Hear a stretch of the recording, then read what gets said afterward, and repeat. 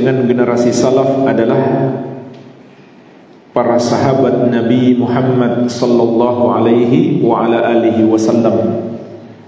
Begitu pula tabi'in dan tabi'ut tabi'in. 3 generasi awal umat Islam yang diperintahkan kepada kita oleh Allah dan Rasulnya untuk meneladani mereka. Ini sudah kita pahami dalil-dalilnya insyaallah ta'ala. Di antaranya surat At-Taubah ayat ke-100, Allah Subhanahu wa taala berfirman, "Was-sabiqunal awwaluna minal muhajirin wal ansar walladzina ittaba'uuhum bi ihsan radhiyallahu anhum wa radu an." Orang-orang yang pertama masuk Islam dari kalangan sahabat al-muhajirin dan al-ansar, dan orang-orang yang mengikuti mereka dengan baik, maka Allah ridho kepada mereka dan mereka pun ridho kepada Allah Subhanahu wa ta'ala. Ayat ini jelas mengabarkan kepada kita 2 yang Allah ridhoi. Yang pertama generasi muhajirin dan ansar. Yang kedua orang-orang yang mengikuti jalan mereka. Dan ayat ini umum, sehingga berlaku untuk seluruh umat Islam sampai hari kiamat yang mengikuti jalan mereka. Maka inilah jalan menggapai ridho Allah, cara beragama yang Allah ridhoi, yaitu jalannya para sahabat Nabi Muhammad sallallahu alaihi wa ala alihi wasallam. Dan Nabi sallallahu alaihi wasallam menegaskan, "Wasataftariqu ummati ala 73 firqah kulluha fin nari illa wahidah ma ana alaihi wa ashabi." Umatku akan berpecah menjadi 73 golongan, semuanya di neraka kecuali 1, yang mengikuti aku dan para sahabatku. Juga sabda Nabi sallallahu alaihi wasallam, "Khairun nasi qarni, thumma alladhina yalunahum, thumma alladhina yalunahum." Sebaik-baik manusia adalah generasiku, kemudian generasi yang datang setelah mereka, kemudian generasi yang datang setelah mereka.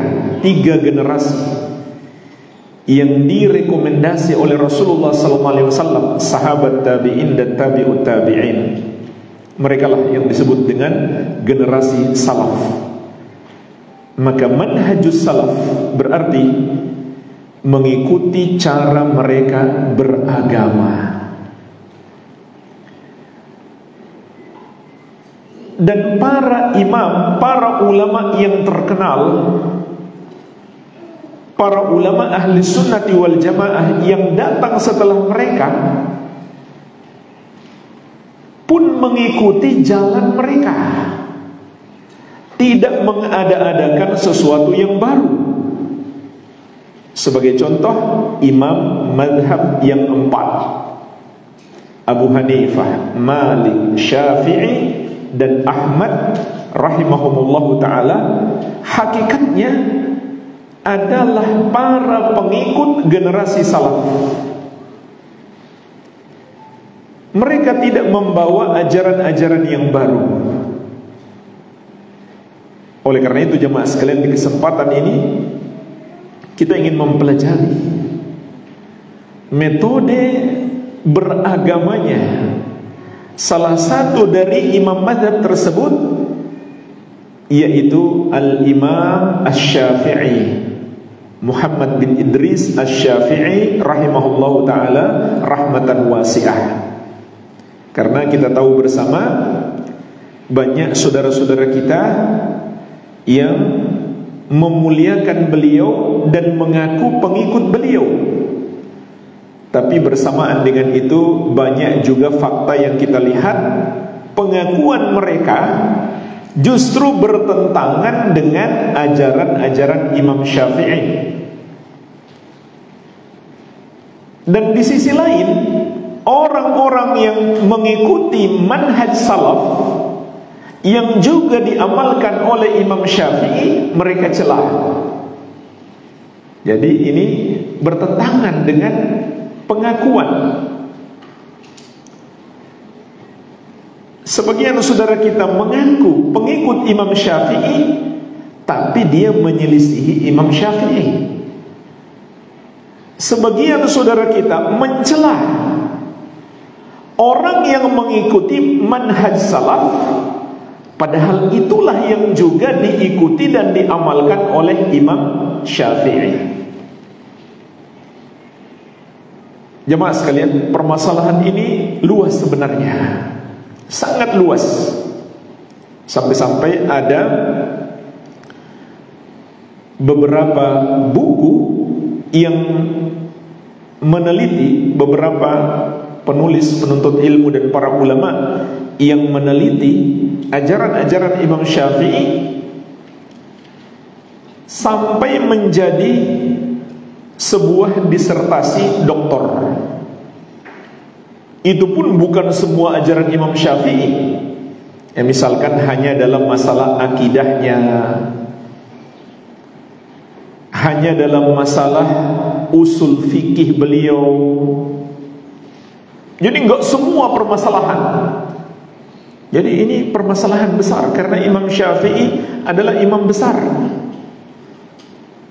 Maka ini pembahasan yang luas, sehingga di kesempatan ini insyaallah kita akan batasi hanya pada metode beliau dalam beragama yang sesuai dengan manhaj salaf. Mudah-mudahan di kesempatan lainnya kita bisa bahas permasalahan-permasalahan yang lain yang diajarkan oleh Imam Asy-Syafi'i, terutama dalam masalah-masalah akidah. Namun karena waktu kita terbatas, di kesempatan ini kita batasi pada metode atau cara beragama Imam Syafi'i yang sesuai dengan metode generasi salaf. InsyaAllah ta'ala kita akan menyebutkan dalam 10 poin. Poin yang pertama, at-tamassuk bid-dalil. Al-Imam Asy-Syafi'i rahimahullah mengajarkan kepada kita untuk berpegang teguh dengan dalil. Untuk berpegang teguh dengan dalil. Dan beliau menjelaskan kepada kita, pokok daripada dalil adalah Al-Quran dan Sunnah. Kemudian dari dasar Al-Quran dan Sunnah itu juga melahirkan ijma' dan qiyas. Tapi pokoknya adalah Al-Quran dan Sunnah. Namun dari Al-Quran dan Sunnah melahirkan ijma' dan qiyas, sehingga dalil kalau dikumpulkan semuanya menjadi 4: Al-Quran, Sunnah, ijma' dan qiyas. Tapi pokoknya adalah Al-Quran dan Sunnah. Al-Imam Al-Baihaqi rahimahullahu ta'ala dalam kitab beliau Al-Madkhal ila As-Sunan Al-Kubra, dan Imam Al-Baihaqi ini sering dijuluki para ulama dengan Syafi'i kecil, karena beliau ulama yang sangat mendalam ilmunya dalam madhab Syafi'i dan sering menyebutkan dalil-dalil madhab Syafi'i. Maka beliau menyebutkan riwayat dari Ar-Rabi' bin Sulaiman. Ar-Rabi' bin Sulaiman itu adalah salah seorang murid langsung Imam Syafi'i yang sangat dicintai oleh Imam Syafi'i. Qala Ar-Rabi' mengatakan, qala Syafi'i radhiyallahu anhu, Asy-Syafi'i semoga Allah meridhai beliau berkata, ma kana al-kitabu aw as-sunnatu mawjudaini fal udhru ala man sami'ahuma maqtu'un illa bittiba'ihima. Selama dalil Al-Quran atau As-Sunnah itu ada, maka tidak ada uzur, tidak ada alasan bagi orang yang mendengarkannya atau mengetahui dalil Al-Quran dan Sunnah itu kecuali mengikuti keduanya. Ini prinsip beragama Imam Syafi'i rahimahullah. Selama ada dalil, maka dalil itu yang diikuti. Enggak ada alasan bagi orang untuk meninggalkan dalil lalu mengikuti yang lain. Jadi enggak boleh seorang beralasan, guru saya bilang enggak begitu, kata kiai saya enggak begitu. Enggak boleh. Kalau orang tersebut mengaku pengikut Syafi'i, maka Imam Syafi'i melarang cara beragama seperti itu. Ikuti dalil, tinggalkan semua yang menyelisihinya.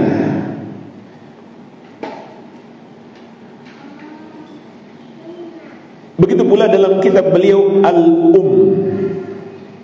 Kalau ini kitab langsung yang ditulis oleh Imam Syafi'i rahimahullah, di juz ke-7 halaman 313 beliau mengatakan,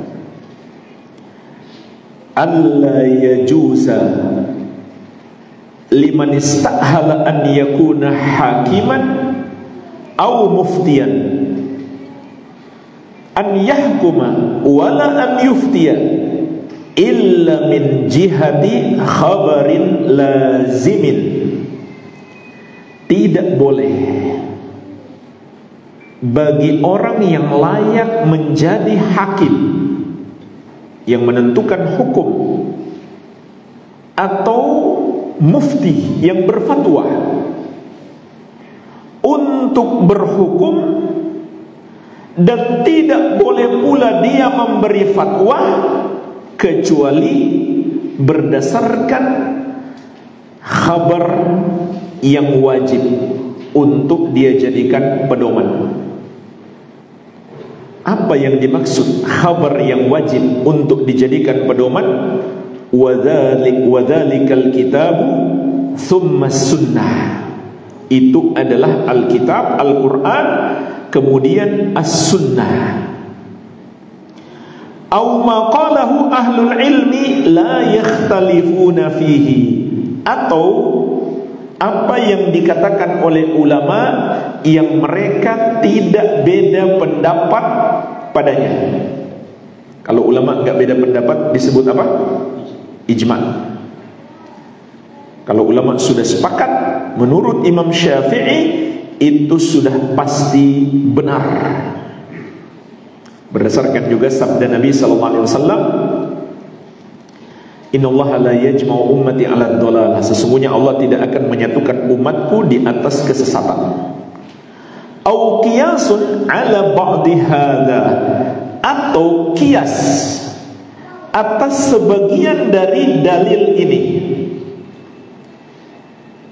Qiyas itu artinya jemaah sekalian taswiyatu far'in bi aslin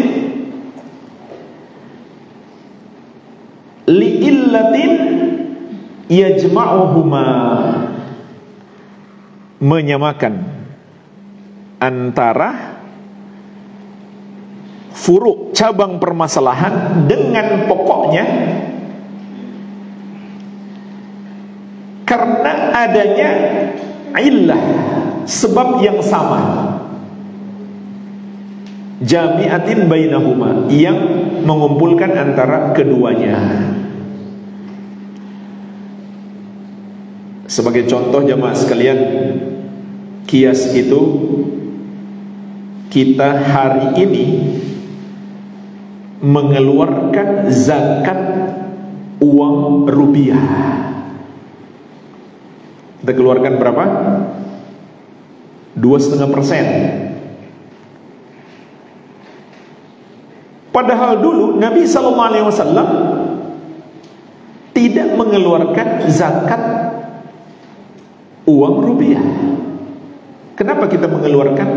Karena adanya dalil kias. Dulu Nabi SAW mengeluarkan zakat emas dan perak. Kenapa kita kiaskan? Karena ada illah yang sama, ada sebab yang sama, yaitu sama-sama barang berharga yang dijadikan mata uang atau bernilai tukar. Itu contoh kias. Baik. Kemudian beliau menyebutkan beberapa dalil yang mengharuskan kita mengikuti Al-Quran dan Sunnah. Begitu pula ijma' dan qiyas. Di antaranya surat Al-An'am ayat 106. Allah Subhanahu wa taala berfirman, "Ittabi' ma uhiya ilaika min rabbik." Ikutilah wahai Muhammad apa yang diwahyukan kepadamu dari Rabbmu. Jadi jemaah sekalian, inti daripada dalil adalah wahyu. Pokok daripada dalil adalah wahyu. Dan wahyu itu ada dua, Al-Quran dan Sunnah. Sedangkan ijma' dan qiyas adalah dalil yang dibangun di atas dasar wahyu itu. Begitu pula surat Al-Maidah ayat 49. Wa anihkum bainahum bima anzalallah wa la tattabi' ahwa'ahum. Dan hendaklah engkau menghukumi di antara mereka dengan ajaran yang Allah turunkan, dan janganlah kalian mengikuti hawa nafsu, dan janganlah kamu mengikuti hawa nafsu mereka. Ini adalah dalil-dalil tentang kewajiban mengikuti wahyu yang Allah turunkan. Baik, ini jemaah sekalian yang pertama, beberapa nukilan dari Imam Syafi'i tentang kewajiban mengikuti dalil. Yang kedua, tentang hujjiyatus sunnah wa ta'zimuha wa difa' anha wa tarku kulli ma yu'ariduha. Termasuk ajaran Imam Syafi'i yang sesuai dengan manhaj salaf adalah hujjahnya sunnah, yaitu sunnah adalah hujjah dalam beragama, dan wajib bagi kita mengagungkan sunnah, membelanya, dan meninggalkan semua yang menyelisihinya. Jemaah sekalian, nukilan-nukilan tentang ini dari Imam Syafi'i sangat banyak. Karena di zaman beliau sudah muncul orang-orang yang mengatakan cukup bagi kami Al-Quran, nggak perlu dengan sunnah. Maka Imam Syafi'i termasuk ulama yang bangkit untuk menjelaskan sunnah itu juga sumber dalam agama, dan beliau mengagungkan serta membela sunnah. Di dalam kitab beliau Ar-Risalah, ini salah satu buku yang ditulis langsung oleh Imam Asy-Syafi'i, beliau menyebutkan tentang ini setelah beliau menyebutkan dalil-dalil tentang kewajiban mengikuti sunnah, di antaranya surat An-Nur ayat ke-51. Allah Azza wa Jalla berfirman, "Innama kana qaulal mu'minina idza du'u ila Allahi wa rasulih liyahkuma bainahum ay yaqulu sami'na wa ata'na wa ulaika humul muflihun." Hanyalah ucapan orang-orang yang beriman itu apabila mereka dipanggil kepada Allah dan Rasulnya agar Rasul menghukumi di antara mereka, maka mereka mengatakan sami'na wa ata'na, kami dengar dan kami taat. Dan mereka itulah orang-orang yang beruntung. Imam Syafi'i rahimahullah menjelaskan tentang ayat ini. Fa'alamallahu an-nasa fi hadhil ayah. Maka Allah mengajarkan kepada manusia dalam ayat ini, anna du'aahum ila rasulillahi liyahkuma bainahum du'aun ila hukmillah. Bahwasannya ajakan kepada manusia agar Rasul menghukumi di antara mereka, maka itu sama saja ajakan kepada hukum Allah. Jadi jemaah sekalian, maksud beliau, Allah dalam ayat ini menjelaskan kepada kita, sama saja Al-Quran dan hadis, dua-duanya adalah ajaran Allah, hukum Allah, syariat Allah. Makanya jemaah sekalian, dari segi kemuliaan, Al-Quran itu lebih mulia daripada sunnah. Tapi sebagai sumber hukum ini sejajar. Al-Quran dan sunnah sebagai sumber hukum itu sejajar kedudukannya. Kenapa sejajar? Karena dua-duanya dari Allah. Bukan Nabi Muhammad SAW buat-buat sendiri. Hadis-hadis beliau bukan beliau buat-buat sendiri, tidak. Itu wahyu dari Allah. Oleh karena itu jemaah sekalian, hadis yang sahih tidak mungkin bertentangan dengan Al-Quran. Jadi gak mungkin seorang mengatakan, saya lihat ayat ini bertentangan dengan hadis. Kalau begitu, ayat dong yang harus kita ikuti, karena ayat lebih tinggi daripada hadis. Itu hanya diucapkan oleh orang-orang yang jahil atau orang-orang yang menyimpang. Gak mungkin. Kalau hadis itu sahih, tidak mungkin bertentangan dengan Al-Quran, karena keduanya datang dari Allah. Walau kana min indi ghairillahi lawajadu fihi ikhtilafan katsira. Seandainya itu berasal dari selain Allah, niscaya mereka akan mendapati padanya pertentangan yang banyak. Artinya, kalau dari Allah nggak mungkin bertentangan. Jadi nggak bisa seorang mengatakan ini ayat dan hadis bertentangan, kalau begitu hadis ini nggak boleh diamalkan, kita ikut ayat saja.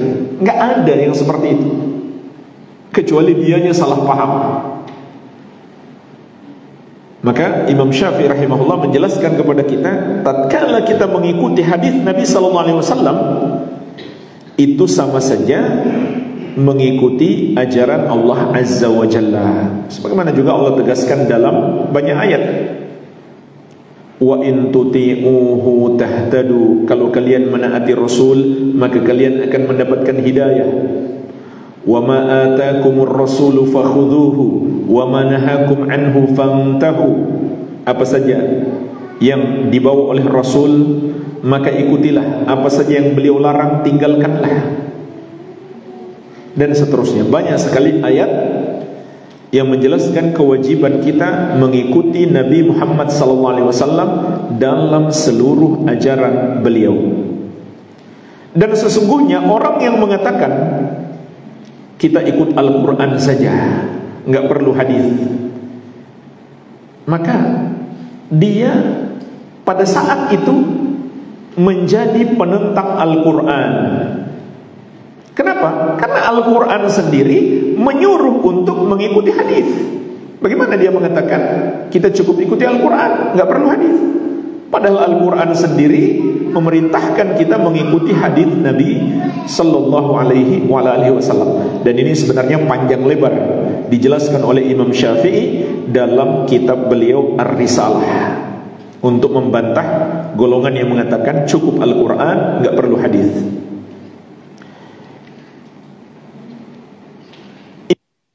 Allah, sebagaimana diriwayatkan oleh Al-Baihaqi dengan sanadnya dari Sa'id bin Asad dalam Manaqib Asy-Syafi'i karya Al-Baihaqi, beliau mengatakan, qultu lisy-Syafi'i, aku pernah bertanya kepada Syafi'i, ma taqulu fi haditsir ru'yah, apa pendapatmu terhadap hadis tentang ar-ru'yah, yaitu melihat Allah di hari kiamat. Hadis-hadis tentang melihat Allah dengan mata kepala di hari kiamat. Jadi ada orang bertanya kepada Imam Syafi'i, bagaimana pendapatmu tentang hadis itu? Faqala li, lalu Sa'id bin Asad mengatakan, Asy-Syafi'i kata kepadaku, ya Ibn Asad, aqdi alayya hayyaitu aw mittu,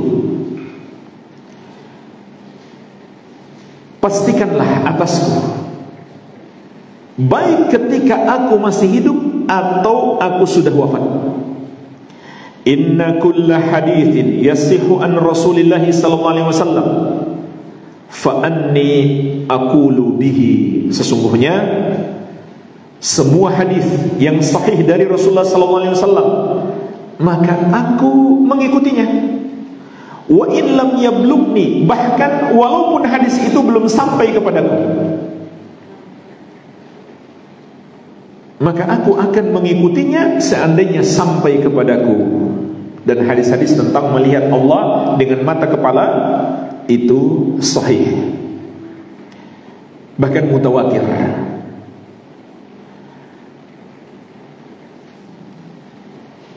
Begitu pula dalam Manaqib Asy-Syafi'i, beliau meriwayatkan dari Al-Humaidi. Al-Humaidi adalah salah seorang murid terbaik Asy-Syafi'i. Qala, beliau mengatakan, ini riwayat dari murid-murid langsung beliau. Sa'ala rajulun Asy-Syafi'i bi Misr an mas'alatin fa aftahu. Seseorang bertanya kepada Asy-Syafi'i di Mesir tentang satu permasalahan. Lalu Asy-Syafi'i berfatwa kepadanya, waqal, dan Asy-Syafi'i mengatakan, qala an-nabiy sallallahu alaihi wasallam kadza, saya berfatwa demikian karena Nabi sallallahu alaihi wasallam mengatakan seperti itu. Jadi Asy-Syafi'i menegaskan, fatwa saya ini berdasarkan hadis Nabi sallallahu alaihi wasallam. Faqala ar-rajul, maka orang itu bertanya, ataqulu bihadza, apakah kamu mengikuti hadis itu? Imam Syafi'i sudah jawab pertanyaannya, sudah sampaikan hadis, dia masih nanya lagi, apakah kamu mengikuti hadis itu? Maka Imam Syafi'i pun marah. Qala, seraya mengucapkan kepadanya ucapan yang cukup pedas. Kata Asy-Syafi'i, ara'aita fi wasati zunnaran, apakah engkau melihat pada tubuhku di bagian tengah ini ada zunnar. Zunnar itu ikat pinggang yang dipakai oleh para pendeta Nasrani. Jangan tulis dengan bahasa Arab zunnar di Google, kemudian antum lihat bagaimana bentuknya. Ya, ini penting juga supaya jangan tasyabbuh menyerupai mereka. Lalu kata Asy-Syafi'i, "Atarani kharajtu minal kanisah?" Apakah engkau melihat aku keluar dari gereja? Ini celaan Imam Syafi'i kepada orang itu. Apakah aku sudah jadi pendeta? Apakah engkau lihat keluar dari gereja sudah murtad? Aku qala Nabi sallallahu alaihi wasallam wa taqulu li ataqulu bihadza. Karena aku mengatakan Nabi sallallahu alaihi wasallam bersabda, lalu kamu masih tanya lagi, apakah engkau mengikuti hadis itu? Subhanallah. Bukan muslim kalau enggak mengikuti hadis itu, maksud beliau. Kalau aku jadi pendeta Nasrani, berarti kamu pantas nanya itu. Subhanallah. Arwi an Rasulillah sallallahu alaihi wasallam wala aqulu bihi. Bagaimana mungkin aku meriwayatkan dari Rasulullah sallallahu alaihi wasallam lalu aku tidak mengikutinya? Maka orang itu dicela oleh Imam Syafi'i rahimahullahu taala.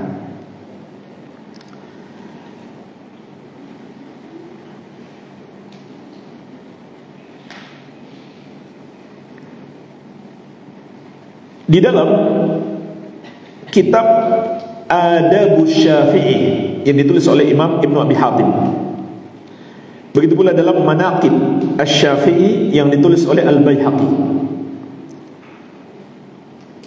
Imam Syafi'i berkata, "Mata rawaitu an Rasulillah sallallahu alaihi wasallam haditsan wa lam akhudh bihi fa ushhidukum anna aqli qad dhahab." Kapan aku meriwayatkan sebuah hadis dari Rasulullah SAW dan aku tidak mengikuti hadis itu atau tidak berpendapat berdasarkan hadis itu, maka aku persaksikan kepada kalian bahwa akalku sudah tidak ada. Berarti kalau begitu aku sudah tidak waras. Maka hati-hati jemaah sekalian.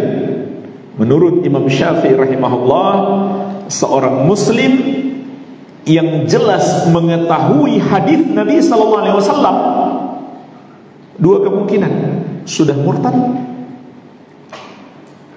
atau enggak waras apabila dia tidak mengikuti hadis tersebut.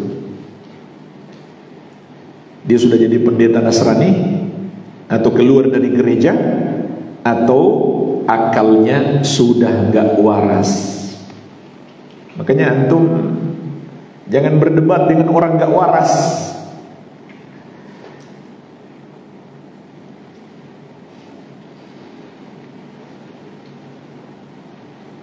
Begitu pula disebutkan dalam Tabaqat As-Subki, sebagaimana diriwayatkan oleh Az-Za'farani, beliau mengatakan, sami'tu Syafi'i yaqul liman qala lahu ata'khudhu bihadzal hadits. Aku mendengarkan Syafi'i mengatakan kepada orang yang bertanya kepadanya, apakah engkau mengikuti hadis ini? Tarani fi bi'atin, tarani fi kanisatin, tara alayya ziyal kufar. Apakah engkau melihatku di bi'ah, tempat ibadahnya Yahudi? Apakah engkau melihatku di gereja? Apakah engkau melihatku menggunakan pakaian orang kafir? Huwa dha tarani fi masjidil muslimin ala ziyil muslimin mustaqbila qiblatahu. Sekarang engkau melihat aku di masjid kaum muslimin menggunakan pakaian kaum muslimin, sholat masih menghadap kiblat kita. arwi haditsan anin Nabi sallallahu alaihi wasallam thumma la aqulu bihi. Bagaimana mungkin aku meriwayatkan hadis dari Nabi sallallahu alaihi wasallam kemudian aku tidak mengikutinya? Jadi beliau tegaskan lagi, kalau muslim seharusnya selalu tunduk kepada hadis Nabi sallallahu alaihi wa ala alihi wasallam.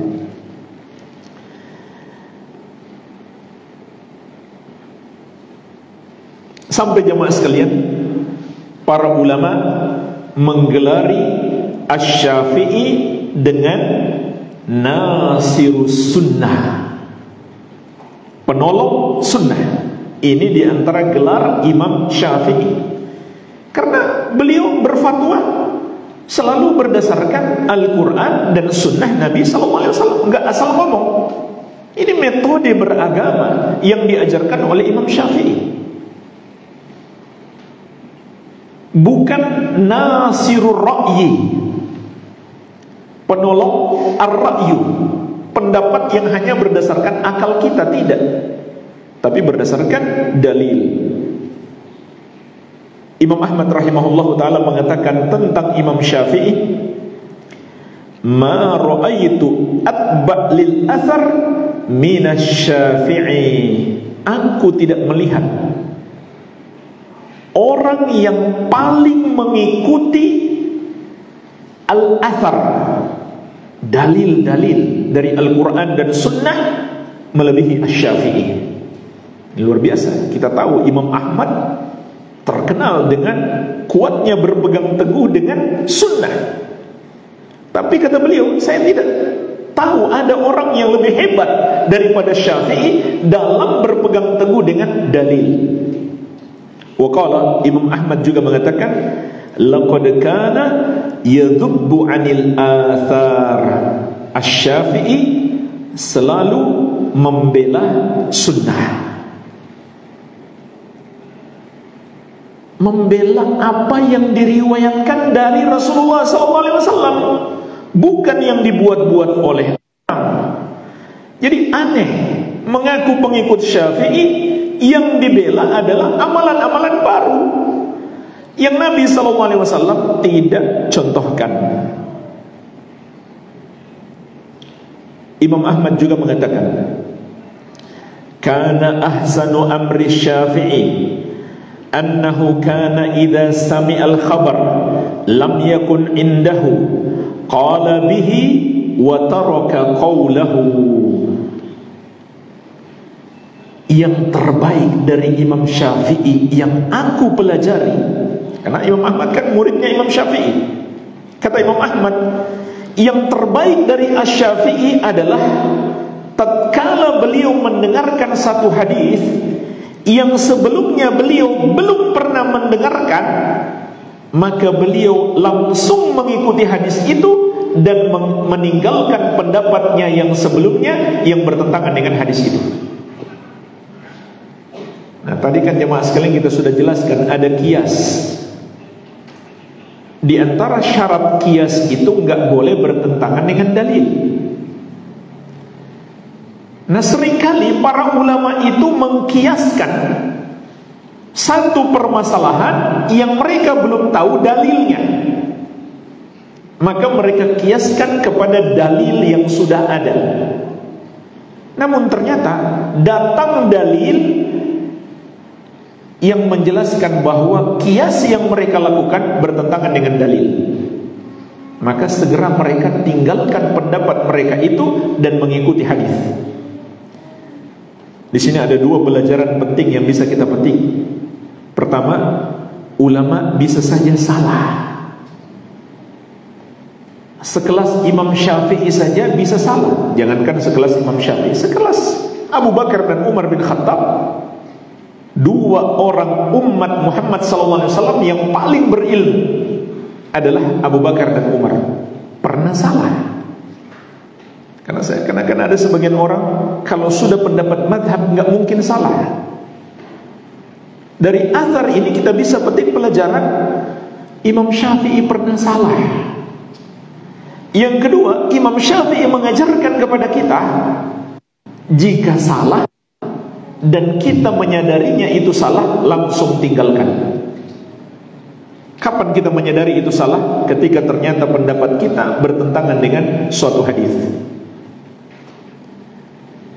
Dan jamaah sekalian, Imam Syafi'i pun mengakui, Imam Ahmad dan murid-murid beliau itu lebih banyak menghafal hadis daripada beliau. Tapi di sisi lain, Imam Ahmad dan murid-murid beliau mengakui hadis-hadis yang mereka hafal, kalau disampaikan kepada Imam Syafi'i lebih paham. Ini luar biasa, Imam Syafi'i. Nah, di sini kita juga memetik pelajaran, jamaah sekalian. Tidak ada seorang ulama yang mengetahui semua ilmu, dan ini disepakati seluruh ulama. Jadi nggak mungkin kita mengatakan kalau sudah kata Imam Syafi'i, kalau sudah kata Imam Ahmad, kalau sudah mazhab Syafi'i, kalau sudah mazhab Hambali, nggak mungkin salah. Karena ulama sepakat, tidak ada ulama yang mengetahui semua ilmu. Sebab kalau dia mengetahui semua ilmu dalam agama Islam, itu bukan ulama lagi. Itu apa? Nabi. Jadi namanya ulama sekelas Syafi'i yang begitu luar biasa, tetap mungkin salah. Asy-Syafi'i juga menegaskan, sebagaimana diriwayatkan oleh Al-Baihaqi dalam manaqib beliau, kullu ma qultu wa qala an-nabiy sallallahu alaihi wasallam khilafa qawli mimma yasihhu fa hadithun nabiy sallallahu alaihi wasallam aula wa la tuqalliduni. Semua yang aku katakan yang bertentangan dengan hadis Nabi Muhammad SAW, yang hadis itu sahih, maka ikutilah hadis itu lebih utama, dan jangan kalian taklid kepadaku.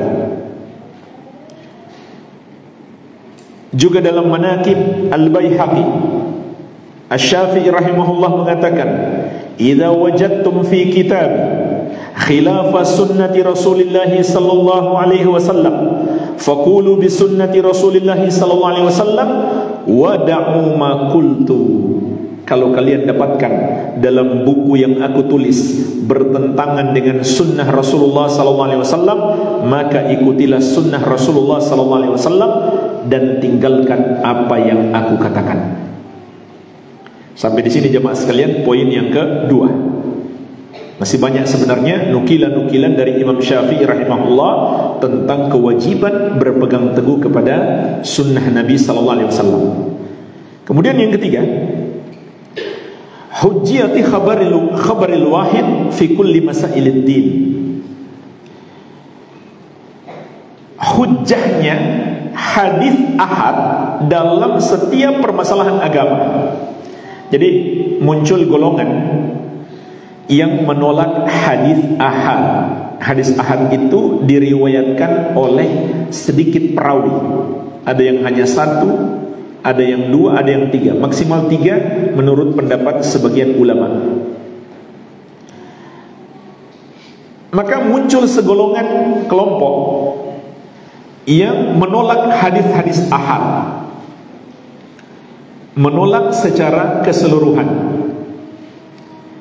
Ada pula yang menolak hadis ahad dalam masalah keyakinan, akidah, tapi dalam masalah amalan, dalam masalah fikih mereka menerima.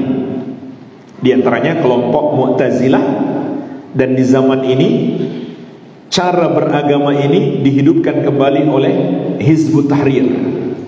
Di antara kesesatan Hizbut Tahrir yang sangat banyak adalah menolak hadis-hadis ahad yang berbicara tentang akidah.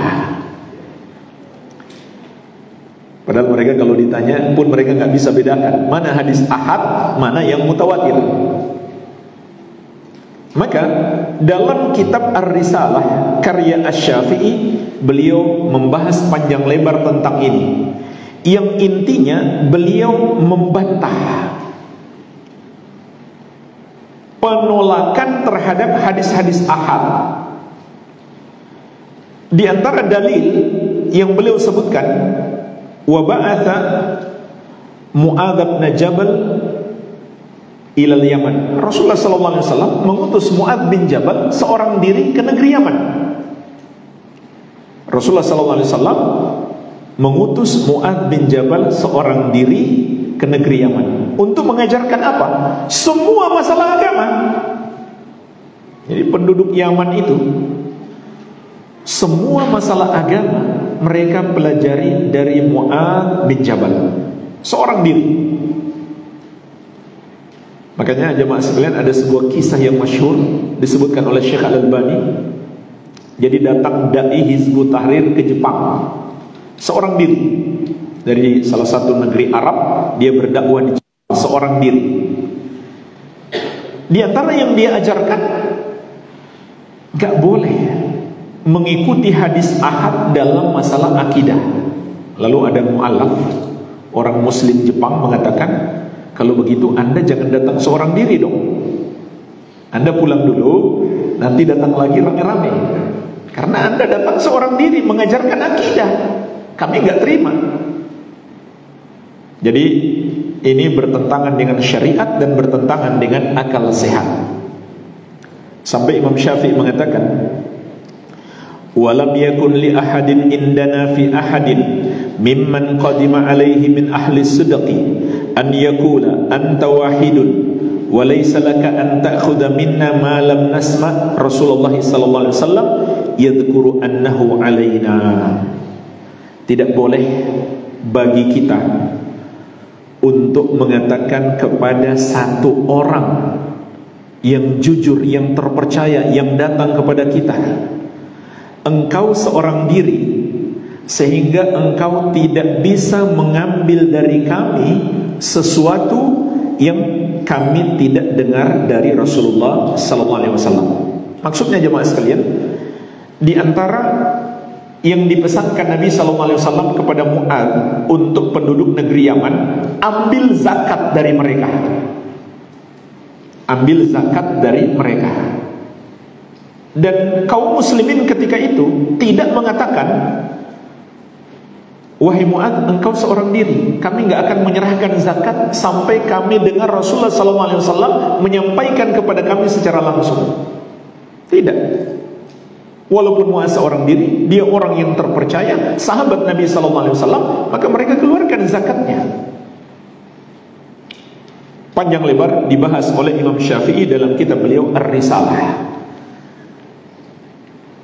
Jadi ini poin yang ketiga. Menurut Ahlus Sunnah, sebagaimana juga diajarkan Imam Syafi'i, dalam semua permasalahan agama ditetapkan juga dengan hadis-hadis ahad, tidak dibeda-bedakan. Yang keempat, Imam Syafi'i rahimahullah mengajarkan kepada kita untuk selalu merujuk kepada pemahaman sahabat. Dan beliau memuji serta mengagungkan para sahabat Nabi Muhammad sallallahu alaihi wa ala alihi wasallam. Dan ini pokok manhaj salaf.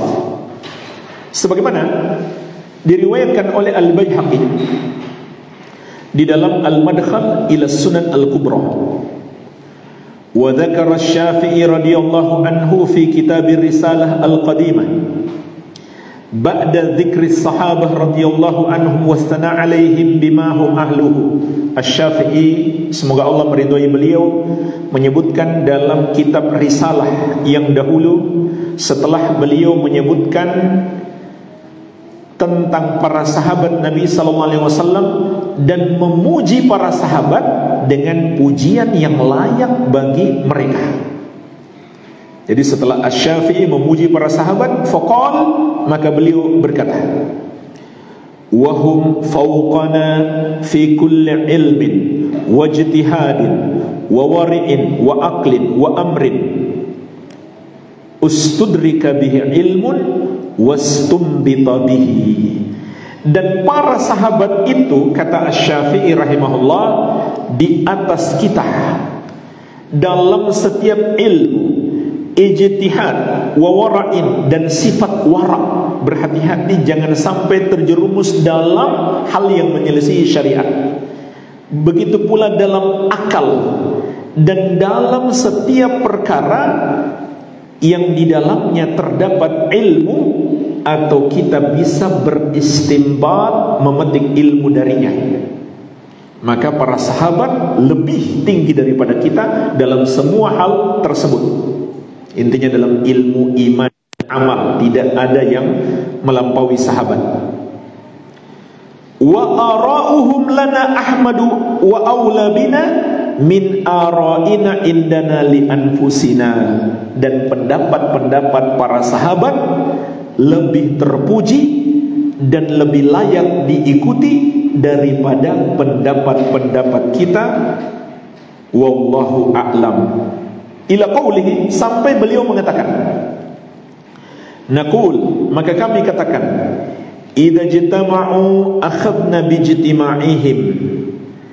Kalau sahabat telah bersepakat, maka kami ambil kesepakatan mereka.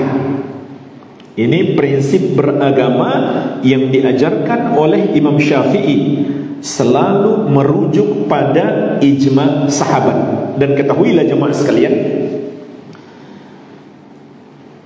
dalam seluruh permasalahan akidah yang diriwayatkan dari para sahabat, mereka bersepakat padanya, kecuali sedikit sekali yang mereka beda pendapat. Salah satunya jemaah sekalian, yang sahabat sepakat tidak melakukan takwil terhadap sifat-sifat Allah. Ini disepakati sahabat. Makanya tidak ada nukilan satupun sahabat menakwilkan sifat-sifat Allah. Maka Imam Syafi'i mengajarkan kepada kita harus berpegang teguh dengan ijma' sahabat. Wa in qala wahiduhum wa lam yukhalifu ghairuhu akhadna biqaulihi. Dan apabila salah seorang sahabat berpendapat dan tidak diselisihi oleh sahabat yang lain, maka kami ambil pendapat itu. Fa in ikhtalafu akhadna biqauli ba'dihim. Namun apabila mereka berbeda pendapat, maka kami akan memilih pendapat sebagian mereka. Walam nakhruj min aqawilihim kullihim. Dan kita tidak boleh keluar, kita tidak akan keluar dari seluruh pendapat sahabat. Jadi jemaah sekalian, di sini Imam Syafi'i rahimahullah mengajarkan kepada kita 3 hal yang harus kita lakukan terkait pendapat-pendapat di kalangan sahabat. Yang pertama, kalau sahabat sudah sepakat, maka itu pegang erat, amalkan. Yang kedua, kalau sahabat berpendapat dan tidak diselisihi oleh pendapat yang lainnya, oleh sahabat yang lainnya, maka kita pegang pendapat itu. Yang ketiga, kalau sahabat beda pendapat, misalkan dalam satu permasalahan ada 2 pendapat di kalangan sahabat, dan ini kebanyakan terjadi dalam masalah-masalah fikih, bukan dalam masalah akidah. Maka Imam Syafi'i, kita harus memilih salah satu di antaranya. Kalau sahabat punya 2 pendapat, nggak boleh kita buat pendapat yang ketiga. Pendapat yang ketiga sudah pasti salah. Ini cara beragama Imam Syafi'i. Kalau beliau temukan ada riwayat dari sahabat, itu yang akan beliau ikuti. Padahal kita tahu bersama ini imam besar, tapi tetap mengajari kita selalu merujuk kepada para sahabat. Nah, mungkin pertanyaannya, jika sahabat beda pendapat, kita ikuti yang mana? Imam Syafi'i juga mengajarkan, wa idza qala ar-rajulani minhum fi syai'in qaulain mukhtalafain nadartu. Apabila 2 orang sahabat berpendapat dalam satu permasalahan, 2 pendapat yang berbeda, maka aku akan pelajari. Fa in kana qawlu ahadihima ashbah bi kitabillah aw ashbah bi sunnatin min sunani Rasulullah sallallahu alaihi wasallam akhadtu bihi. Apabila aku dapati salah satu dari 2 pendapat sahabat yang lebih cocok, lebih sesuai dengan kitab Allah atau lebih sesuai dengan hadis Rasulullah sallallahu alaihi wasallam, itu yang aku ambil. Ini cara Imam Syafi'i rahimahullah dalam menguatkan pendapat sahabat apabila mereka beda pendapat. Lihat mana yang lebih sesuai dengan dalil Al-Quran dan Sunnah. Jadi intinya juga kembali kepada dalil. Iya. Baik jemaah sekalian, ini yang keempat. Imam Syafi'i rahimahullah mengajarkan kita untuk selalu merujuk kepada sahabat Nabi Muhammad sallallahu alaihi wasallam. Yang kelima,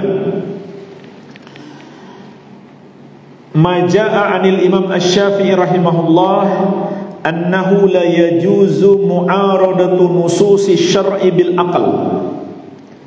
Ini adalah judul bab yang disebutkan dalam kitab Akidah Imam Syafi'i yang ditulis oleh Syekh Nu'man Al-Watr. Beliau meneliti riwayat-riwayat sahih dari Imam Syafi'i dan beliau kumpulkan dalam sebuah buku. Beliau menyebutkan bab apa yang datang dari Imam Syafi'i rahimahullah bahwasannya tidak boleh menentang nas-nas syariat dengan akal. Kemudian beliau sebutkan sebuah riwayat dari Ibrahim bin Muhammad Asy-Syafi'i. Beliau adalah sepupu Imam Syafi'i. Sepupu Imam Syafi'i, Ibrahim bin Muhammad Asy-Syafi'i. Wa dzakara Abu Abdullah bin Idris Asy-Syafi'i faqala sami'tuhu yaqul. Beliau menyebutkan tentang Imam Abu Abdullah Muhammad bin Idris Asy-Syafi'i. Faqal, beliau mengatakan, aku mendengarkan beliau berkata, inna lil aqli haddan yantahi ilaihi kama anna lil basari haddan yantahi ilaihi. Sesungguhnya akal itu memiliki batasan yang harus ia berhenti padanya, enggak boleh melampauinya. Sebagaimana pandangan mata kita memiliki batasan yang tidak akan sanggup kita menembusnya. Jadi kata Syekh, maksud beliau adalah la yajuzu mu'aradatu nususi syar'i bil aqli. Tidak boleh kita menolak dalil-dalil syar'i dengan akal. Tidak boleh kita menolak dalil-dalil syar'i dengan akal. Ini yang kelima. Nukilan dari Imam Syafi'i tentang manhaj beliau dalam beragama yang sesuai dengan manhajus salaf. Yang keenam, kita ringkas saja insyaallah. Disebutkan juga oleh Syekh Nu'man Al-Watr dalam kitab beliau Aqidatul Imam Asy-Syafi'i yang diriwayatkan dengan sanad yang sahih. Ma jaa 'anil Imam Asy-Syafi'i rahimahullah anna kulla mutakallim ala ghairi asli kitabin wala sunnatin fahuwa hadayan. Riwayat yang datang dari Imam Syafi'i rahimahullah bahwasannya setiap orang yang berbicara tanpa berdasarkan Al-Quran dan Sunnah, maka itu adalah ucapan yang tidak bernilai. Jemaah sekalian, ini pandangan hidup seorang muslim, prinsip hidup kita. Semua yang tidak berdasarkan Al-Quran dan Sunnah, maka itu tidak layak dimuliakan. Itu enggak bernilai, itu sampah. Sebagaimana riwayat Anil Husain Al-Qarabisi qala Syafi'i, dari Al-Husain Al-Qarabisi beliau mengatakan, Asy-Syafi'i rahimahullah berkata, kullu mutakallimin ala ghairi asli kitabin wala sunnatin fahuwa hadayan. Setiap orang yang berbicara tanpa dasar Al-Quran dan Sunnah, maka itu adalah ucapan yang tidak bernilai, ucapan ngawur, ucapan sampah. Ini harus dijadikan prinsip hidup seorang muslim yang diajarkan oleh Imam Syafi'i rahimahullahu ta'ala.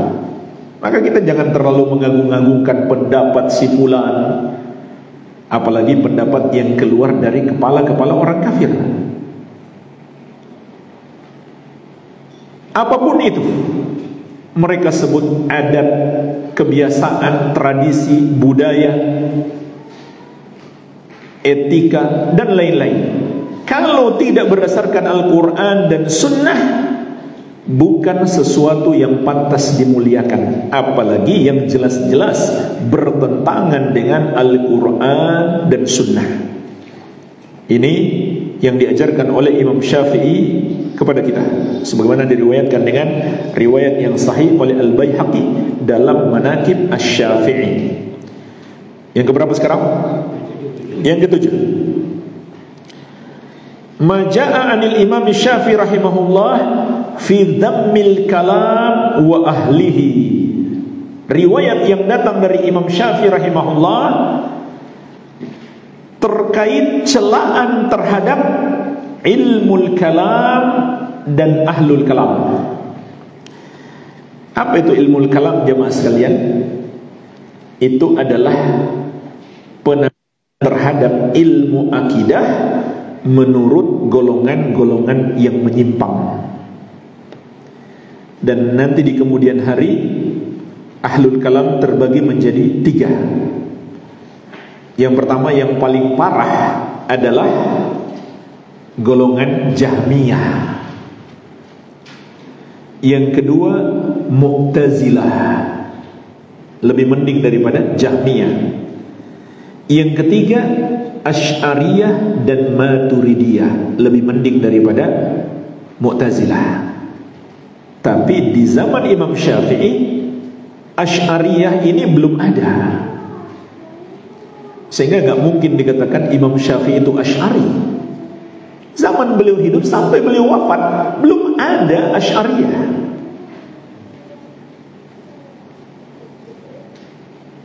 Gak mungkin beliau dikatakan berakidah Asy'ari. Beliau berakidah ahli sunnah, seperti akidah para sahabat Nabi SAW. InsyaAllah di kesempatan lain kita bahas lebih dalam akidah Imam Syafi'i. Yang kita bahas saat ini baru cara beragama Imam Syafi'i, agar kita selamat dari kesesatan. Cara beragama beliau yang sesuai dengan pemahaman salaf. Di antara yang dicela dengan keras oleh Imam Syafi'i adalah golongan ahlul kalam. Mereka itu adalah orang-orang yang beragama yang lebih mendahulukan akal. Jadi ini ciri utama ahlul kalam, taqdimul aqli ala naqli, mengedepankan akal atas dalil. Kalau menurut mereka ada dalil bertentangan dengan akal, maka dalilnya mesti ditakwil, bukan akalnya tunduk kepada dalil. Dalilnya mesti ditakwil. Itulah sebabnya Asy'ariyah itu menakwilkan hampir semua sifat-sifat Allah, karena menurut mereka bertentangan dengan akal sehat. Padahal akal mereka yang pendek, bukan dalilnya yang bertentangan dengan akal. Maka diriwayatkan dari Imam Syafi'i celaan-celaan yang sangat keras terhadap ahlul kalam. Di antaranya disebutkan oleh Imam Ibnu Abi Hatim dalam Manaqib Syafi'i dari Yunus bin Abdil A'la Al-Misri rahimahullah ta'ala. Ini juga salah seorang murid senior Imam Syafi'i yang terkenal, Yunus bin Abdil A'la Al-Misri. Qala, beliau mengatakan, sami'tu Syafi'i yaqul, aku pernah mendengarkan Asy-Syafi'i berkata, la an yubtalal abdu bi kulli ma nahallahu anhu khairun lahu minal kalam. Seseorang tertimpa musibah dengan setiap yang Allah larang. Jadi jemaah sekalian, orang yang berbuat maksiat itu sebenarnya musibah yang hakiki. Maka para ulama mengungkapkan pelaku maksiat itu sebagai orang yang ditimpa musibah. Kata Syafi'i, orang yang ditimpa musibah yaitu melakukan semua yang Allah larang. Dalam riwayat yang lain, ma ada syirik, selain syirik atau yang setara dengan syirik dan kekufuran. Kata Syafi'i, khairun lahu minal kalam, itu lebih baik baginya daripada ilmu kalam. Ilmunya golongan ahlul bid'ah yang menolak sifat-sifat Allah dan lain-lain, karena menurut mereka nggak sesuai dengan akal mereka. Kata Syafi'i, semua dosa asal bukan syirik dan kufur itu mending daripada bid'ahnya ahlul kalam. Walaqad ittala'tu min ashabil kalam ala syai'in ma dhanantu musliman yaqulu dzalik. Dan sungguh aku telah membaca ucapan-ucapan ahlul kalam yang aku mengira enggak mungkin seorang muslim mengatakan itu. Ini luar biasa. Penyimpangan-penyimpangan yang muncul karena beribadah hanya atau beragama hanya berdasarkan akal mereka, tidak tunduk kepada dalil. Begitu pula diriwayatkan oleh Ar-Rabi bin Sulaiman, Ar-Rabi bin Sulaiman Al-Muradi, salah seorang murid kesayangan Imam Syafi'i rahimahullah. Beliau mengatakan, sami'tu Syafi'i yaqul, aku mendengarkan Asy-Syafi'i berkata, la an yalqallaha al-'abdu bi kulli dhanbin ma khala syirk billah khairun lahu min an yalqahu bi syai'in min hadhil ahwa. Seseorang berjumpa dengan Allah dengan membawa semua dosa asal bukan syirik, bukan pula kekufuran, karena kekufuran setara dengan syirik, maka itu lebih baik daripada dia berjumpa dengan Allah dengan membawa sesuatu dari al-ahwa. Maksudnya adalah pendapat-pendapat yang hanya berdasarkan hawa nafsu, tidak berdasarkan dalil. Itu kata Asy-Syafi'i lebih berbahaya daripada semua dosa. Ini sesuai dengan pembahasan kita tadi malam. Bid'ah lebih berbahaya daripada maksiat. Sampai kata Asy-Syafi'i, seorang menghadap Allah dengan semua dosa asal bukan pendapat-pendapat yang tidak berdasarkan dalil Al-Quran dan Sunnah, itu masih lebih baik.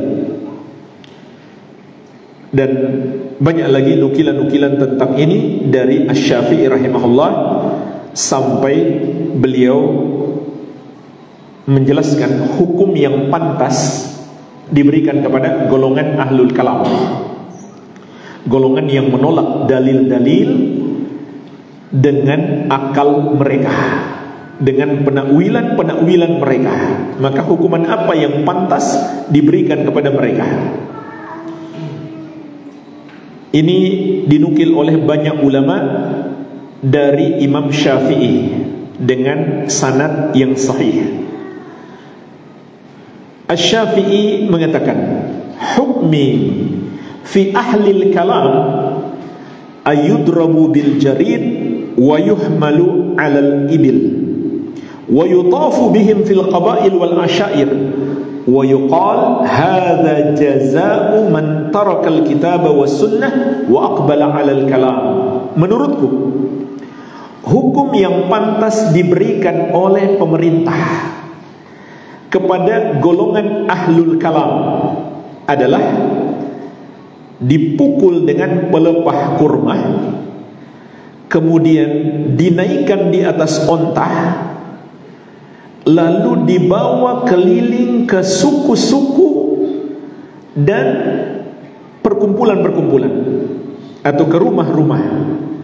Wa yuqal, lalu dikatakan, diumumkan, ini adalah balasan terhadap orang yang meninggalkan Al-Quran dan Sunnah dan berpaling kepada ilmul kalam.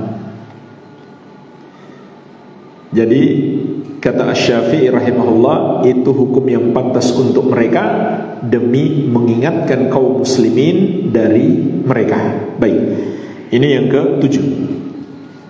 Kemudian yang ke-8. Betul ya? 8 ya? Baik.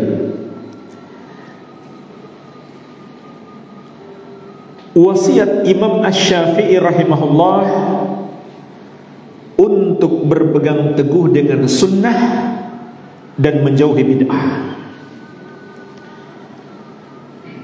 Imam Syafi'i rahimahullah memerintahkan kita mengamalkan sunnah. Bersamaan dengan itu beliau juga melarang untuk berbuat bid'ah.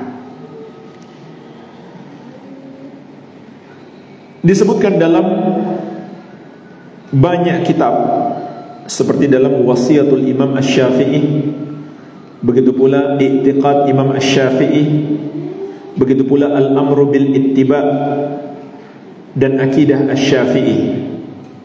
Beliau mengatakan, wa usi bi taqwallahi azza wa jalla wa luzumi sunnati wal athari an Rasulillahi sallallahu alaihi wasallam. Dan aku berwasiat untuk bertakwa kepada Allah dan berpegang teguh dengan sunnah dan riwayat-riwayat dari Rasulullah sallallahu alaihi wasallam wa ashabihi, dan para sahabat beliau, wa tarkil bid'ah wal ahwa wajtinabiha, dan aku berwasiat agar kalian meninggalkan bid'ah dan al-ahwa, pendapat-pendapat yang berdasarkan hawa nafsu, serta hendaklah kalian menjauhinya. Jadi Imam Syafi'i rahimahullah melarang untuk berbuat bid'ah, melarang kaum muslimin untuk berbuat bid'ah. Namun ada sebagian orang yang mengaku pengikut mazhab Syafi'i malah berbuat bid'ah, dan mereka berdalih bahwa Imam Syafi'i membagi bid'ah itu menjadi dua. Dan ini memang ucapan yang masyhur dari Imam Syafi'i rahimahullah. Beliau mengatakan, bid'ah itu ada dua macam. Bid'ah mahmudah dan bid'ah madhmumah. Bid'ah yang terpuji dan bid'ah yang tercela. Ini memang riwayat yang masyhur dari Imam Syafi'i rahimahullahu ta'ala. Riwayat yang masyhur dari Imam Syafi'i rahimahullah bahwa bid'ah itu terbagi dua, bid'ah yang terpuji dan bid'ah yang tercela. Tapi jemaah sekalian, kebanyakan mereka meriwayatkan ucapan Imam Syafi'i sampai di sini, padahal ucapan beliau ada lanjutannya. Dan ada riwayat yang lain beliau memberikan contoh. Jadi saya ulangi, ini riwayat masyhur dan ini benar ucapan Imam Syafi'i. Beliau mengatakan, al bid'atu bid'atani. Bid'ah itu ada dua macam, bid'atun mahmudah wa bid'atun madhmumah. Bid'ah yang terpuji dan bid'ah yang tercela. Sampai di sini mereka riwayatkan ucapan Imam Syafi'i untuk membenarkan bid'ah hasanah. Namun lanjutan ucapan Imam Syafi'i tentang apa yang dimaksud bid'ah yang tercela dan bid'ah yang terpuji tidak mereka sebutkan. Umumnya seperti itu. Apa lanjutan ucapan Imam Syafi'i? Fama wafaqa sunnah fahuwal mahmud wa ma khalafa sunnah fahuwal madhmum. Yang sesuai dengan sunnah itulah yang terpuji, yang tidak sesuai dengan sunnah maka itu tercela. Kalau begitu jemaah sekalian, yang beliau maksudkan bukan bid'ah menurut makna syariat. Karena bid'ah menurut syariat itu artinya semua yang tidak berdasarkan petunjuk Nabi sallallahu alaihi wasallam. Tapi kalau beliau mengatakan bid'ah yang sesuai petunjuk beliau, petunjuk Nabi SAW, berarti itu bukan bid'ah secara syariat, tapi bid'ah dari sisi bahasa. Nah, dalam riwayat yang lain, Asy-Syafi'i memberikan contoh. Asy-Syafi'i memberikan contoh, menguatkan bid'ah yang terpuji. Apa yang beliau maksudkan? Beliau berikan contoh, yaitu salat tarawih berjamaah di bulan Ramadan. Ini diberikan contoh oleh Imam Syafi'i, sebagaimana disebutkan dalam Manaqib Al-Baihaqi. Kata Asy-Syafi'i,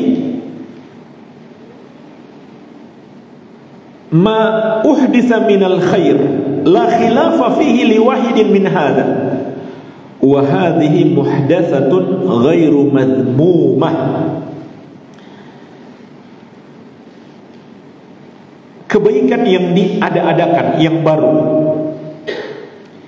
yang tidak ada perbedaan pendapat di dalamnya, maka ini adalah sesuatu yang tidak tercelah, padahal itu baru, sesuatu yang diada-adakan.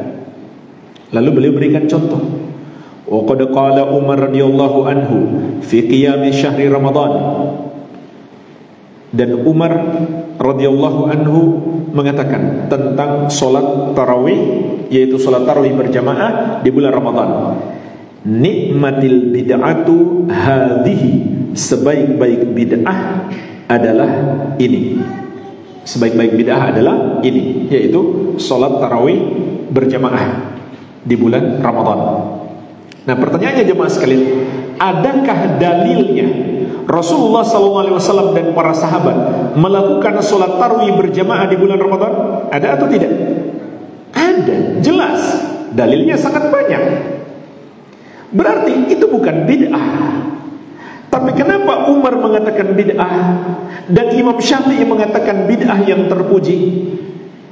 Karena menurut bahasa itu adalah bid'ah, sesuatu yang baru. Kenapa demikian? Sebab di masa Abu Bakar tidak dilakukan sholat tarawih berjamaah. Begitu pula di awal masa pemerintahan Umar, sampai pada suatu malam di bulan Ramadan, Umar memerintahkan untuk sholat tarawih berjamaah. Tapi ini bukan bid'ah menurut syariat, karena dalilnya ada. Jadi ini sebenarnya pengkhianatan ilmiah terhadap ucapan Imam Syafi'i. Mereka bawa ucapan Imam Syafi'i kepada yang tidak beliau maksudkan untuk membenarkan bid'ah. Padahal beliau dikenal sebagai nasirus sunnah, penolong sunnah, bukan nasirul bid'ah, penolong bid'ah.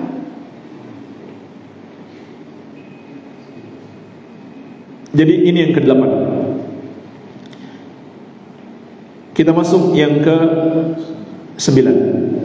Sebelumnya jemaah sekalian, terkait yang ke-8, banyak juga riwayat Imam Syafi'i mencela golongan-golongan ahlul bid'ah. Tadi sudah kita sebutkan, Imam Syafi'i mencela ahlul kalam. Ahlul kalam termasuk golongan ahlul bid'ah yang paling parah. Begitu pula Imam Syafi'i mencela golongan Syiah, termasuk ahlul bid'ah yang paling parah. Sebagaimana diriwayatkan oleh murid beliau Yunus bin Abdul A'la, beliau mengatakan, sami'tu Syafi'iyyah idza dzakara ar-rafidah 'abahu ashaddal 'aib fayaqul syarru isabatin. Aku mendengarkan Asy-Syafi'i apabila menyebutkan tentang golongan Syiah Rafidah, maka beliau mencela mereka dengan celaan yang paling keras. Lalu beliau mengatakan mereka adalah seburuk-buruknya golongan. Jadi Imam Syafi'i rahimahullah mencela ahlul bid'ah. Yang keberapa sekarang? 9. Yang ke-9. Syekh Nu'man Al-Watr rahimahullah wa hafidhah juga menyebutkan dalam Aqidatul Imam Asy-Syafi'i, babun ma jaa 'anil Imam Asy-Syafi'i rahimahullah fi riwayati an kulli man habba wa dabba minal jahala wa ahli al-ahwa. Riwayat dari Imam Syafi'i tentang periwayatan dari setiap orang yang menyebarkan ajaran-ajaran yang tidak jelas atau riwayat-riwayat yang tidak jelas, yaitu dari kalangan al-jahalah, orang-orang bodoh, bukan orang-orang yang berilmu, dan dari kalangan ahlul ahwa, golongan ahlul bid'ah. Ahlul ahwa adalah istilah para ulama untuk ahlul bid'ah. Maka Imam Syafi'i rahimahullah melarang kita belajar dari golongan-golongan yang menyimpang atau dari orang-orang yang enggak jelas keilmuannya, walaupun mungkin dia masih ahlu sunnah, tapi dia bukan ahlinya. Maka hendaklah kita belajar dari ahlinya. Diriwayatkan oleh Ar-Rabi bin Sulaiman, murid Imam Syafi'i. Beliau mengatakan, sami'tu Syafi'iyya wa dzukira man yahmilul ilma juzafan. Aku mendengarkan Asy-Syafi'i tatkala disebutkan tentang orang yang membawa ilmu secara asal-asalan, yaitu dia mengambil ilmu dari siapapun tanpa mempedulikan siapa gurunya ini. Maka kata Asy-Syafi'i rahimahullah, hada mithlu hatibil lail. Orang seperti ini yang mengambil ilmu tanpa menyeleksi siapa gurunya, seperti orang yang mencari kayu bakar di malam hari. Yaqta'u huzmatal hatab. Dia memotong kemudian memikul ikatan kayu bakar itu. Fayahmilaha. Yaqta'u huzmatal hatab fayahmiluha. Dia memotong ikatan kayu bakar kemudian dia pikul di tengah malam dalam keadaan gelap gulita. Dia ambil kayu bakar, dia potong, dia ikat, kemudian dia pikul. Wala'alla fiha af'a taldubuhu wa huwa la yadri. Padahal bisa jadi pada kayu itu ada ular atau binatang berbisa yang menyengatnya, yang akan menggigitnya tanpa dia sadari. Jadi itulah perumpamaan orang yang belajar ilmu tanpa menyeleksi siapa gurunya. Seperti orang yang mencari kayu bakar di malam gelap gulita.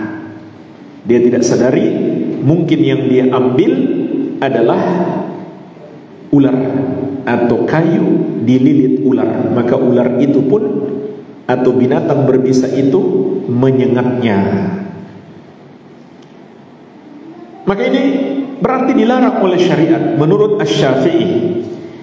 Imam Ibnu Abi Hatim rahimahullahu ta'ala dalam Manaqib Asy-Syafi'i, beliau meriwayatkan ucapan Ar-Rabi bin Sulaiman ini. Kemudian beliau memberikan komentar ucapan Ar-Rabi bin Sulaiman yang ucapan Imam Syafi'i yang diriwayatkan dari Ar-Rabi bin Sulaiman, yakni yang dimaksud oleh Imam Syafi'i adalah man yaktubul ilma ala ghairi fahmin. Orang yang belajar ilmu yang seperti pencari kayu bakar di waktu malam, di malam gelap gulita, adalah orang yang menulis ilmu tanpa dia pahami. Bagaimana lagi jemaah sekalian dengan orang yang gak menulis, gak paham juga. Imam Syafi'i mencela orang yang menulis ilmu tapi dia gak paham. Bagaimana lagi gak menulis, gak paham juga. Tentu lebih tercela lagi. wa yaktubu 'anil kadzdzab. Begitu pula beliau mencela orang yang menulis ilmu dari seorang pendusta, wa anis saduq, dan seorang yang terpercaya. Jadi seakan-akan bagi dia sama saja, mau dia pendusta, mau dia terpercaya, dia jadikan sebagai guru. Wa anil mubtadi wa ghairihi. Begitu pula Imam Syafi'i mencela orang yang menulis ilmu dari ahlul bid'ah dan selain mereka.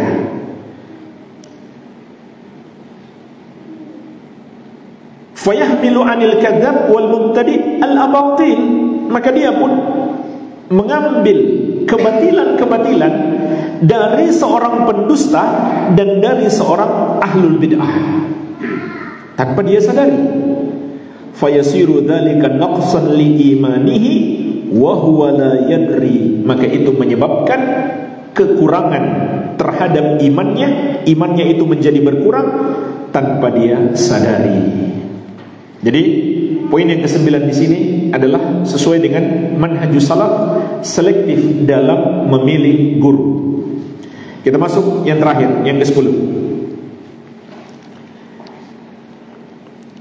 Syekh Nu'man Al-Watar menyebutkan, babu ma jaa'a anil Imam Asy-Syafi'i rahimahullah fi wujubi ijra'i nususil kitab was sunnah ala dhahiriha.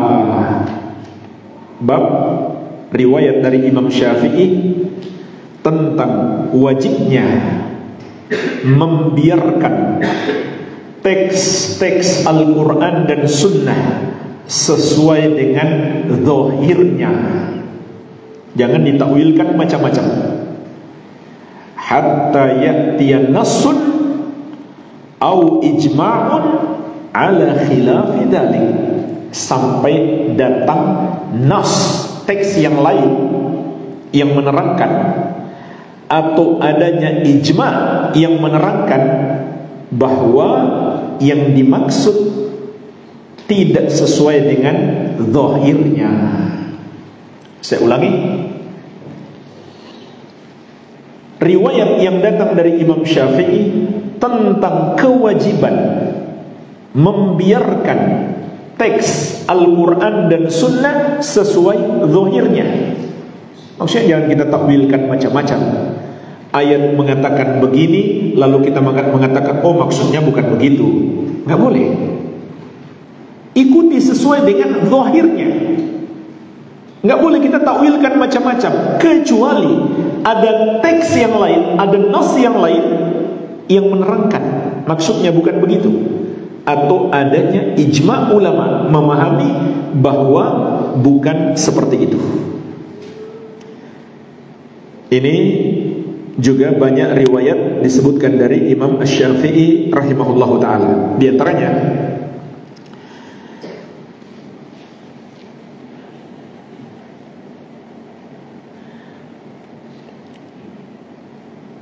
beliau sendiri berkata dalam kitab beliau Ar-Risalah, wal Qur'an ala dhahirihi, Al-Quran itu sesuai zahirnya,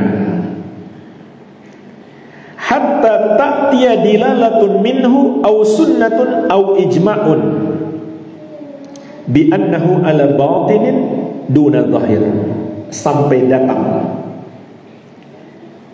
dalil dari Al-Quran itu sendiri, dari sunnah atau ijma' bahwasannya maknanya secara batin, artinya ada makna lain yang tersembunyi di balik itu, bukan makna zahir, bukan makna zahir.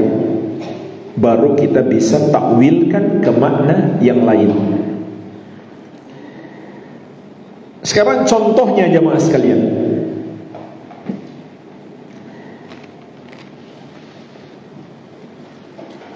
yang ulama salaf, sahabat dan para pengikut mereka memahami secara zahir dan tidak menakwilkannya karena tidak ada dalil. Apa contohnya? Seluruh sifat-sifat Allah Subhanahu wa ta'ala, seluruh sifat-sifat Allah tidak ditakwilkan oleh sahabat. Kenapa? Enggak ada dalil. Contoh, Allah mengabarkan kepada kita Ar-Rahman 'alal arsy istawa, Allah yang Maha Penyayang istiwa di atas arsy. Allah berada di atas arsy. Tidak ada seorang sahabat mengatakan maksud ayat itu bukan Allah di atas, maksudnya Allah berkuasa. Nggak ada sahabat bilang begitu.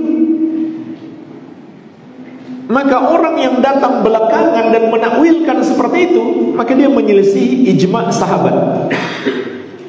Dan ini metode beragama yang juga bertentangan dengan apa yang diajarkan oleh Imam Syafi'i. Nggak ada sahabat menakwilkan seperti itu. Sahabat mengimani sesuai zahirnya. Begitu pula firman Allah Subhanahu wa ta'ala, yadullahi fawqa aydihim, tangan Allah di atas tangan-tangan mereka. Nggak ada sahabat mengatakan, oh maksudnya bukan tangan beneran, maksudnya itu Allah Maha Kuat, atau Allah memberi nikmat. Nggak ada. Kenapa sahabat nggak menafsirkan seperti itu? Ya nggak ada dalilnya. Nggak ada petunjuk dari Allah dan Rasulnya untuk ditafsirkan seperti itu. Jadi ini contoh. Mungkin ada sebagian orang yang mengaku pengikut Imam Syafi'i, tapi menyelisihi cara beragama Imam Syafi'i. Mudah-mudahan ada kesempatan lain untuk pelajari bagaimana Imam Syafi'i memahami lebih detail tentang sifat-sifat Allah Subhanahu wa ta'ala. Antum juga bisa baca dalam kitab Manhajul Imam Syafi'i fi Itsbatil Aqidah yang disusun oleh Syekh Dr. Muhammad bin Abdul Wahab Al-Aqil. Beliau susun ini untuk meraih gelar doktor di Universitas Ummul Qura. Jadi nggak main-main. Ini risalah ilmiah. Dengannya beliau berhasil mempertahankan disertasi beliau sehingga mencapai gelar doktor. Manhajul Imam Asy-Syafi'i fi Itsbatil Aqidah. Beliau berikan contoh di situ banyak sifat-sifat Allah menurut Imam Syafi'i. Tidak ada penakwilan-penakwilan seperti yang dilakukan oleh golongan Asy'ariyah dan Maturidiyah. Tidak ada. Imam Syafi'i tidak pernah melakukan itu. Sekarang contoh sebaliknya jamaah sekalian. Dalil hadis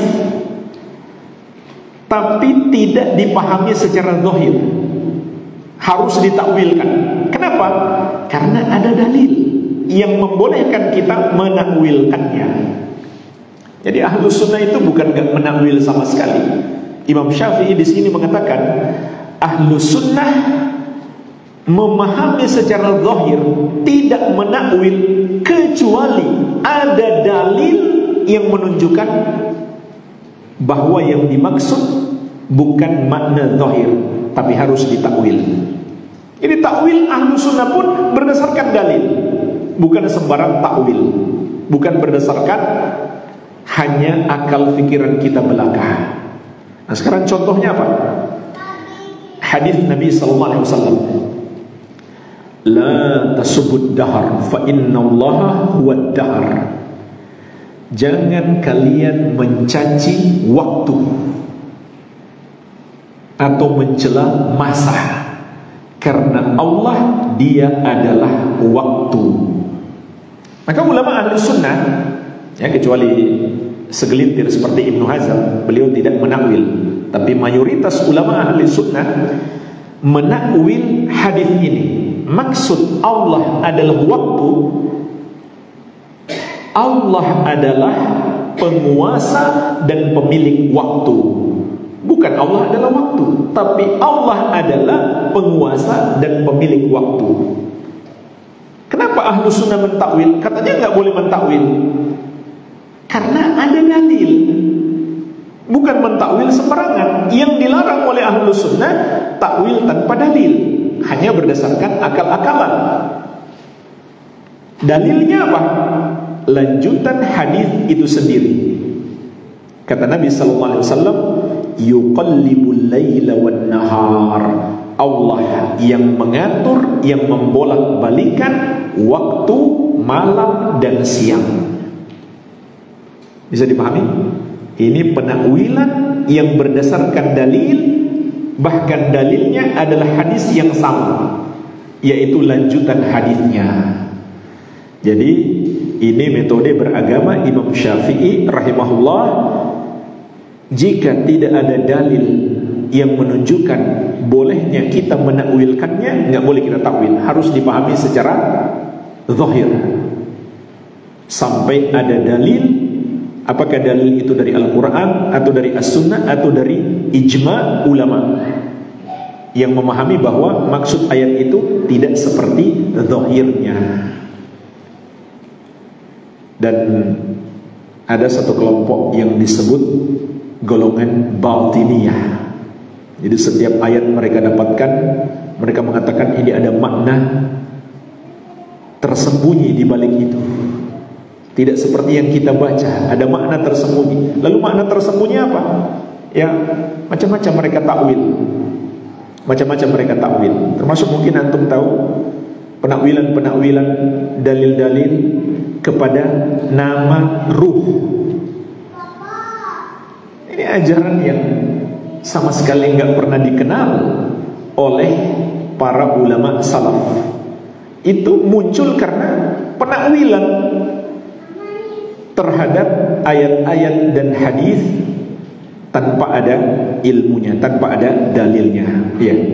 Walhamdulillah jemaah sekalian, inilah secara singkat 10 yang diriwayatkan dari Imam Syafi'i tentang metode beragama yang sesuai dengan manhaj salaf, yang intinya adalah merujuk kepada dalil Al-Quran dan Sunnah dan pemahaman, pendapat, penjelasan para sahabat radhiyallahu ta'ala anhum ajma'in. Imam Syafi'i, imam besar Ahlus Sunnah, tidak pernah mengajarkan sesuatu yang baru, tidak pernah mengajarkan bid'ah kepada kita. Yang beliau ajarkan adalah dalil-dalil Al-Quran dan Sunnah yang beliau ketahui. Wallahu a'lam.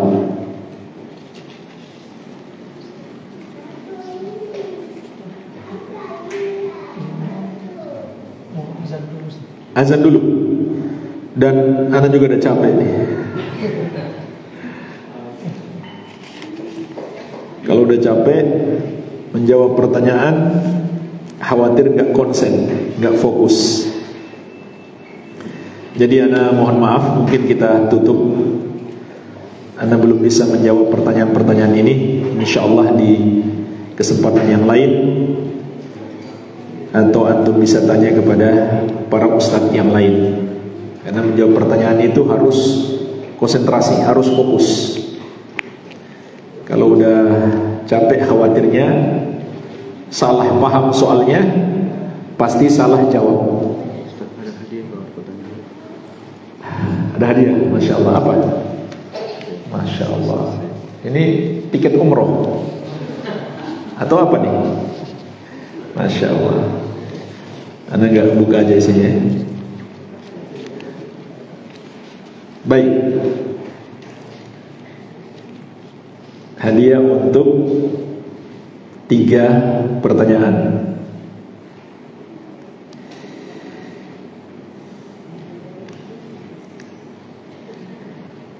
Tadi saya sebutkan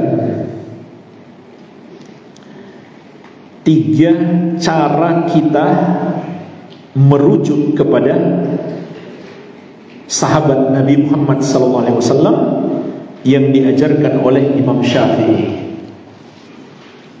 3 cara merujuk kepada sahabat Nabi Muhammad SAW yang diajarkan oleh Imam Syafi'i. Angkat tangan. yang bisa, terutama yang nggak mencatat, karena hafalannya kuat lupa.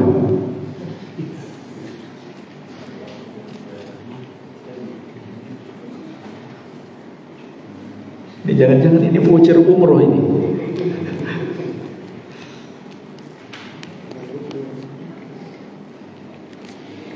Ayo, siapa yang mau jawab? Akhwat, ada yang jawab?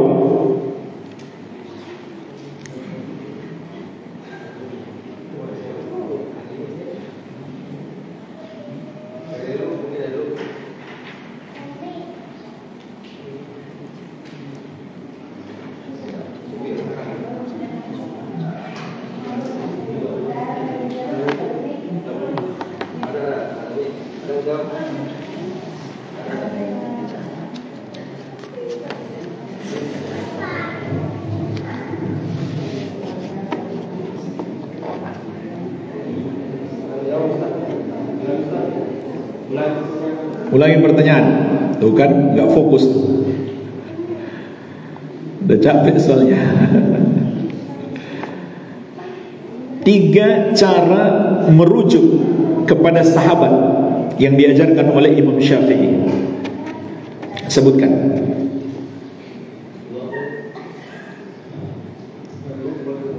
Hah? Dari Lubuk? Boleh, bebas.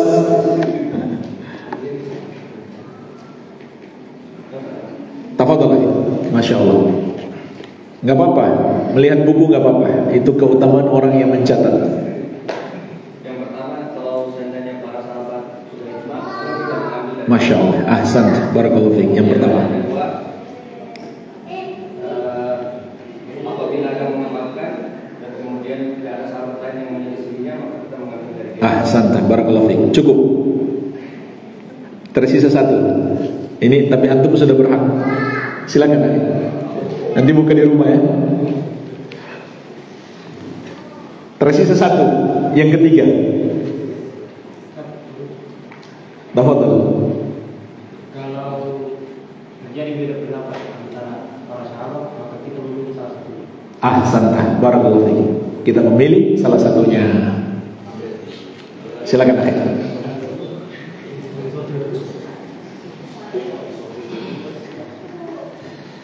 Yang kita pilih yang lebih sesuai dengan Al-Quran dan Sunnah. Tadi saya sebutkan dalil kewajiban mengikuti sunnah Nabi SAW, mengikuti hadis beliau, dan penjelasan sisi pendalilannya oleh Imam Syafi'i. Ada yang tahu surat apa itu dan apa kata Imam Syafi'i?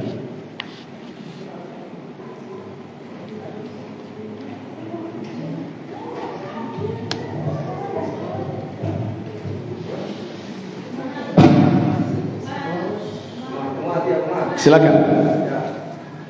Surat Taubah ayat 100. Masih kurang tepat ya? Masih kurang tepat. An-Nur ayat 51. Apa penjelasan Imam Syafi'i?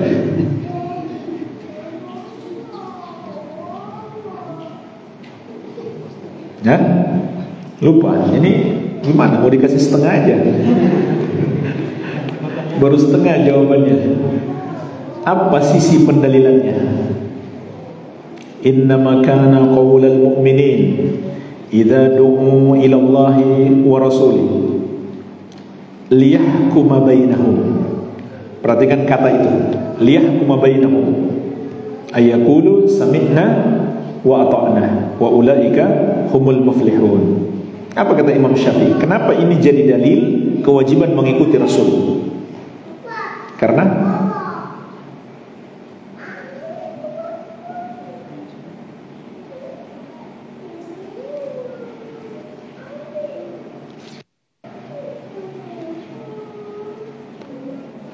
setengah aja.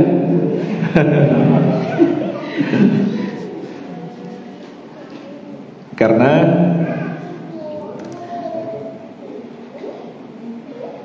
ayat ini, kata Imam Syafi'i rahimahullah, Allah mengajak kita